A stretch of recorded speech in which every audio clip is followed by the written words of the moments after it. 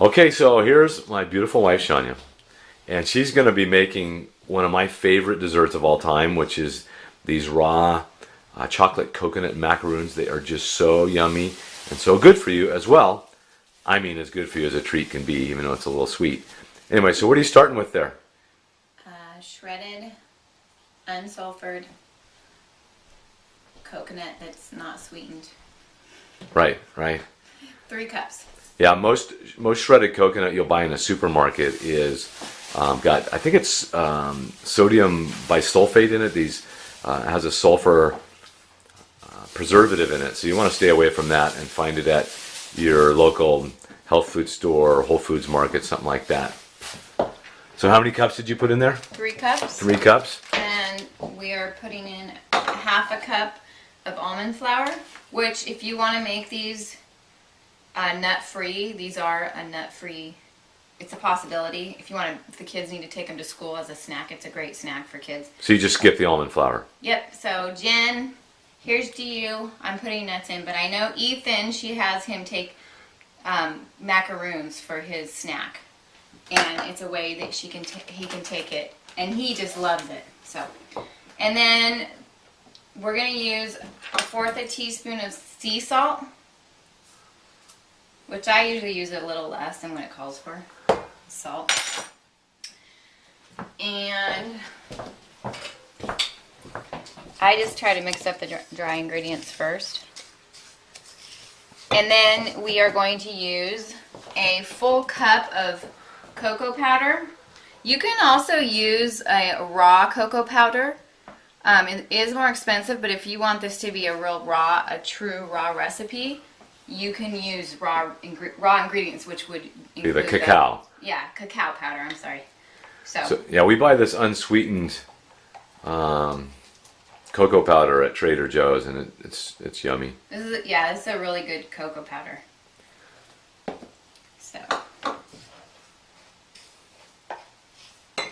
And then I'm going to use probably about 1/2 cup of walnuts, which again, you don't have to put these in if you want it nut-free. And you want them chopped pretty small so that you can get it in all of it. Yeah, I'm the one who kind of requested walnuts, because when I made a batch of these, I added the nuts and the almond flour and everything, and it really I like walnuts in almost everything. So. And I was just at a wedding shower, and Alexis made these with the walnuts, and they definitely taste delicious with the walnuts in them. So, great treat for wedding showers, parties, anything. Everybody loves these. So, now I'm going to use a full cup of maple syrup. Some people use agave, but we don't. We choose not to. So. Yeah, that's probably one of the most expensive ingredients in this for sure. Pure maple syrup is not cheap, but it's so much more nutritious as a sweetener. I mean, sweeteners are sweeteners. They cause our blood sugar to rise and insulin and so forth, but vanilla, tablespoon of vanilla. And we're going to use 1/2 cup of coconut oil, which I've just warmed up on the stove.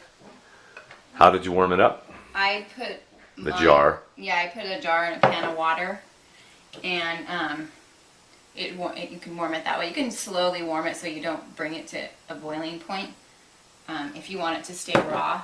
So, I guess. Yeah, you're just trying to keep it liquefied, is what you're trying to get it liquefied so it mixes. And in the summer it'll be liquid, but not now. So this is a great secret ingredient she just came up with recently. So I'm going to add organic orange extract, which is just an orange oil. I'm going to add probably 1/2 teaspoon, which this is 1/4. So you can also just make up whatever you like. If you like a peppermint, maybe for the holidays, you could make a peppermint one. I want to do raspberry, but I haven't found the raspberry extract yet. So, and that's really it. And the next step I'm going to do is just stir this up, and then we'll put it out on the sheets. So we'll come back in a sec here. Yep. Okay, so we're back, and Shania's finished mixing up the macaroon batter, if you will. And look at, she's using a small ice cream scoop to put them out onto parchment paper, which makes it much quicker. I used to try and do this by hand, and it just took forever to make little balls. Yep. And this is a small scoop. So these make a bite-sized macaroon, so you can just pop it in your mouth. So they're nice size, and they look nice and round. And now what we're going to do next, once we fill this tray, is put this in the refrigerator and just cool it down so it's not room temperature. Chilled it. And then, yeah, I guess it's not hot to begin with, but to chill it. And then what we'll do is we'll put these in Tupperware in the freezer, and then Paul will just take some out on his way to work. But you do need to take them out before you serve them for probably 10 minutes because they're going to be too cold and they're not as good. So that's another. Yeah, putting them in the fridge makes the coconut oil solidify so that they're not so gooey and sticky.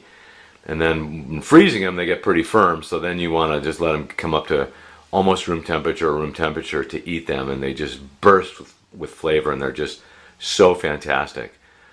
And notice the parchment paper here. There's a little trick here too if you don't keep parchment paper. It's a cheaper version than using aluminum foil or plastic wrap, and it makes it really easy. So there you have it. This is a fantastic, you can make a lot of points at going over to, you know, a Super Bowl party or some birthday party or something like that. Dinner party, bring these. If you're bringing something, these are really, really just, everybody just gobbles them right up. So go for it. Make some macaroons. We love them. I'm sure you will too. Anything else you want to say, Hen? Also, you can make these not chocolate. I actually made a batch that were a chai spice, or you could make vanilla, so you would just not add the chocolate and you would still need the sweetener. So you can make these chocolate free too. They sell them this way in the stores as well. So you can come up with whatever you like, and they're delicious.